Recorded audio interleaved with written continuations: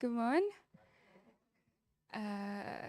Jeg vil snakke i engelsk i dag. Min ven vil oversætte mig. Snart jeg vil også snakke i dansk. So yeah, today I speak English. Um, I hope everybody is doing good. Today I would like to talk to you all about a passage and a certain character in the Bible that I have been thinking a lot about since I had started to read more seriously again in the beginning of last year. I have read this story many times growing up and in the past, many times, but this one time when I have read it, I have seen a big significance, and and I have felt that God has, He has shown me some important things, and then talking more about it with people, I have also learned many new things about it. So today I will speak to you all what I have found out, and yes, hopefully it'll be something new. So, to give you a little background, by profession, I am a commodity broker. When I explain this job to anyone, I just say that I am a stockbroker because that is very easy for people to understand.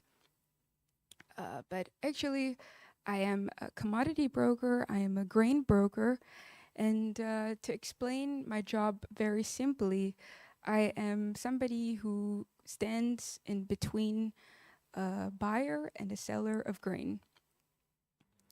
That is the easiest way to explain it, but actually it is not so. It is not so easy as that.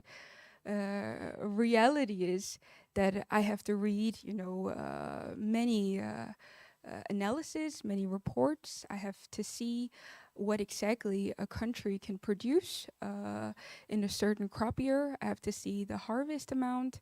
I have to see.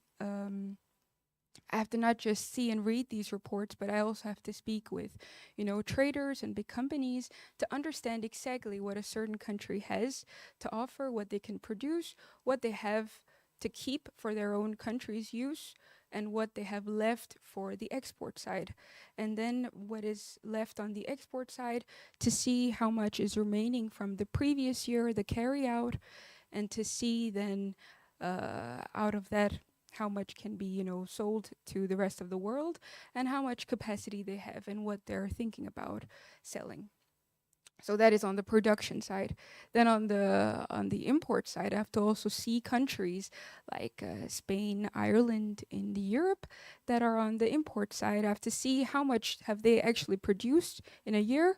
So whenever they have not produced enough, they will always be on an import end. They will be buyers, and then I know exactly which are the countries that are needing grain, that need grain, and which countries are the ones that are able to sell grain. And then when you know like that, a base value of how much a country has and how much a country doesn't have, then I can automatically know that there will be demand coming out of certain parties from this country. And then I keep it in mind, and then I have to see, certain regions who are more expensive, who are more cheap, and then compare that with who is the best buyer, and then compare best buyer with best seller, and then get them to meet on a price, and then get my commission. So that is how my job works. And then now connecting this, last year at SOAR, Pastor Philip, he insisted that we read the beginning part of the Bible and not just the latter part. So after hearing that, I took that very seriously. And then I started my own journey after SOAR that, okay, now I read the beginning of the Bible. And then so I started to read, and I took it very seriously. And then right in the beginning of the Bible, I discovered that the Bible itself has, a very renowned and a very famous trader. And can you guess who that is? That is Joseph. Joseph is he was a fantastic trader. He made Egypt a lot of money. and he made Pharaoh a lot of money. He traded the grain that Egypt had, not just to Egypt's own people, but everybody from the surrounding countries came to Egypt to buy grain from Joseph. So he was the most popular man, and he was the most famous trader at that time, and he had made a lot of money. So I just simply I had to see his life. What has he done that is something that I need to follow and I need to copy on my own, to align it a little bit to see that what is it. Um, One thing that also really stood out to me was at that time, Egypt. If I compare that period with today's period, Egypt, comparing all these, supply and demand that I told you about, comparing that, Egypt is a very big importer of especially feed grains. It's a big on the import side. They're always buyers, they're never sellers. So when I read that in the Bible, that other countries, the famine was so great in that time, in Genesis 42, the famine was so great that all the other countries of the world came to Egypt to buy grain. So it was a flip scenario where, Egypt was the one that had so much grain. And right now it's totally, dry and totally, it's a buyer all the time. So that really opened my eyes, to understand that okay, what has happened, and so then I, like a student, I put the study hat on and I said, okay, now let's analyze his life and how has he gone from being a slave to being the head commander, the second in command in all of Egypt. How did that happen, and how did he become, the second in command of one of the biggest economies of that time? So there are some things that I have found out and that I would like to share with you today. Number one, when we read between the chapters, between chapter 39 to 45, we can see like this. I will not go through all of it, but everybody knows what has happened. But what I have noticed specifically is that God, he never spoke to Joseph anywhere in his life. From the beginning, when he was sold as a slave, until the time when he became, the second after Pharaoh, God, I have not seen anywhere where God has spoken to Joseph. God, it says very clearly that God, he was with Joseph, but it doesn't say that he spoke to Joseph.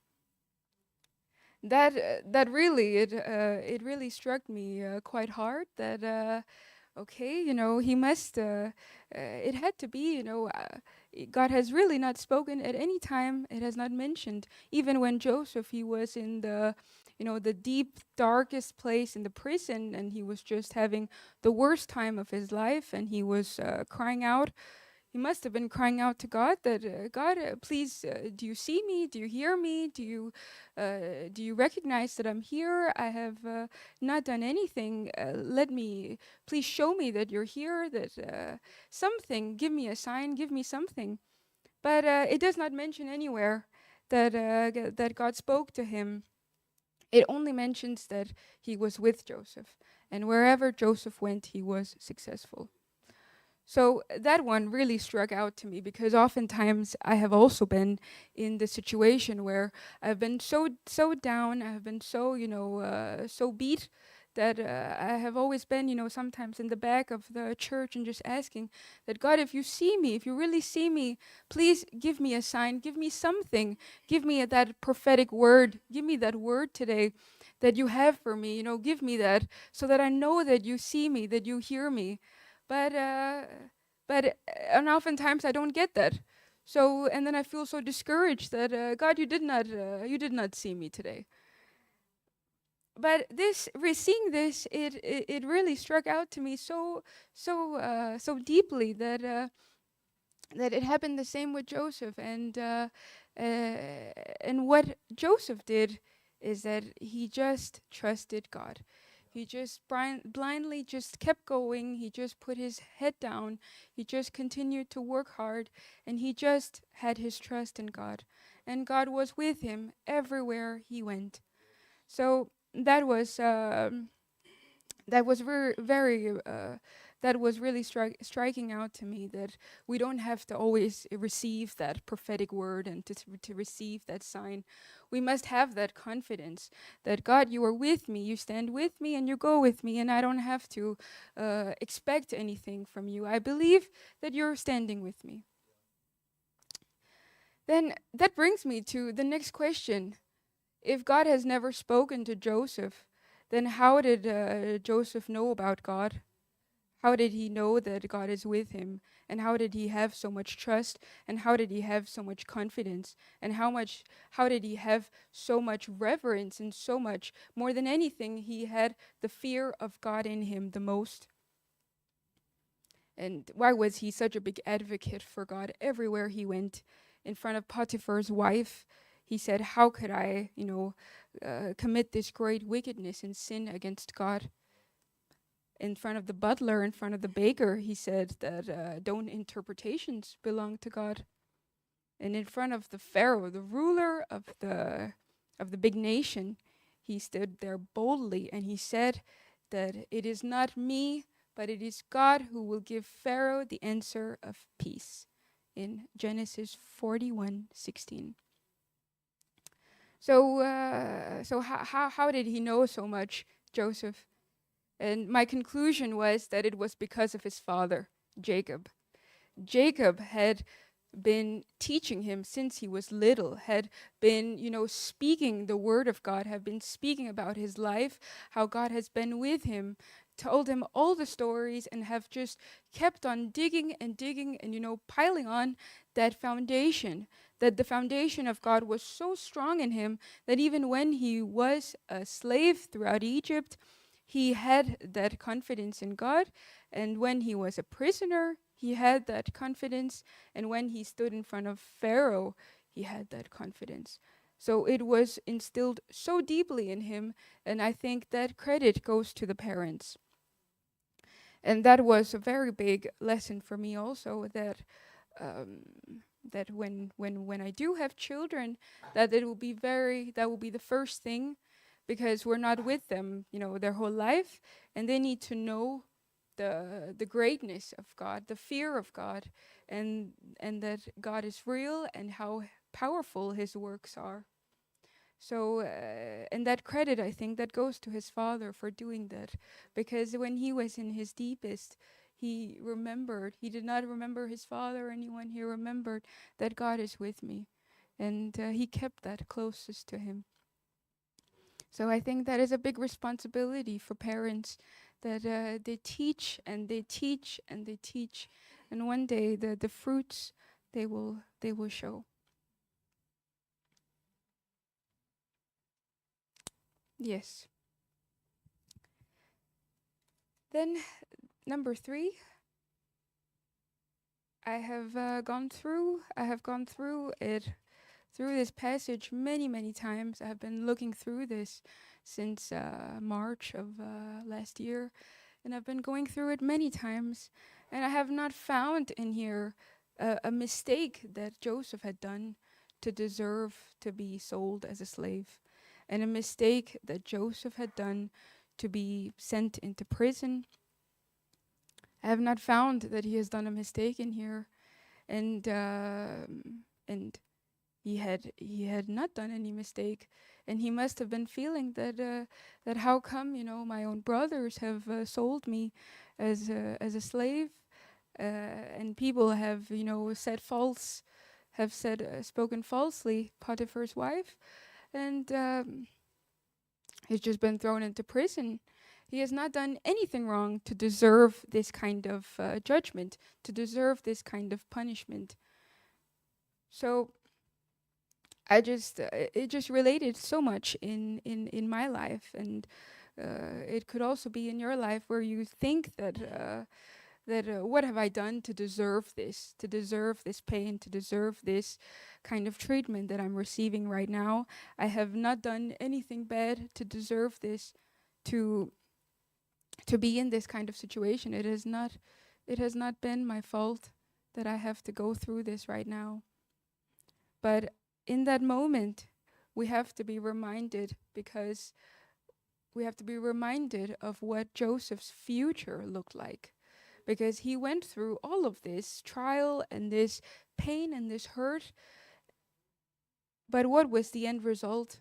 He was the most powerful, the second most powerful man in the land of Egypt. That not a person could move their hand or feet without Joseph knowing about it. And that was all because of his trust, and he has set that trust on Jesus, on our God. And that was also a very big understanding, a lesson for me, to realize that we have to remember the end goal, and that we don't know what we're going through, that the reason why we're going through a certain situation right now. But the plan that God has for us in the end, that is the best. That is the very best, the best that we could not even imagine. So we have to have that trust the same way that Joseph has had that trust on him. And there were many other little things here and there, but a very significant one that I have found is that in the very end, Joseph, he forgave his brothers for the deceit and for the betrayal and for the crazy amount of pain that they gave him. Now, I have put myself in this situation because it is a really, really crazy situation, because it has been difficult for me to forgive my sister for, snitching on me to my parents. That has been difficult itself. When she spoke behind, my back and told what I was doing to my parents, that itself was very difficult to forgive and to let it go with my own siblings for such a simple thing. And so I cannot even fathom, siblings even deciding that now we sell him, our own blood, that let's sell him out and get some money out of it. And so first of all, being able to be able to do something like that is totally out of my understanding. But then also to be able to forgive something like that is something I cannot even, that is really just amazing, to be able to forgive such a horrific thing that your own flesh and blood has done to you. Yes, and he did that, and that was a very big lesson for me, and to realize that these were the things that he had done. He was a very good steward. He was a very good hard worker. Wherever he was placed, he stood there wisely, and he handled Potiphar's house very well. He was a good steward of that. Then when he was in charge of the country, he was a good steward of that. He handled everything. He made the best of the best profits for Pharaoh at that time. He was the best grain manager. And then finally he had also ended up forgiving his family, his own brothers, and took care of them and took them in and gave them the very best. And that is what I have understood from Joseph and his life, and how he has become from just being a brother, and then to being a slave, and to being and being a prisoner, to being the top, to going to the top. And so these were a few little key characteristics that I had found, and that I think about very much, and that I try my best to practice it in my life also, because yes, this is very important, and it is good to remind ourselves the very basic, the simple things that he had done. So yes, so this is what I have heard, And yes, I hope it was helpful for some of you. So God bless you.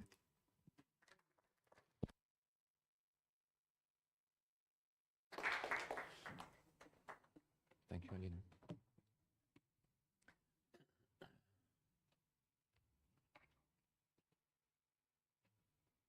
Oui,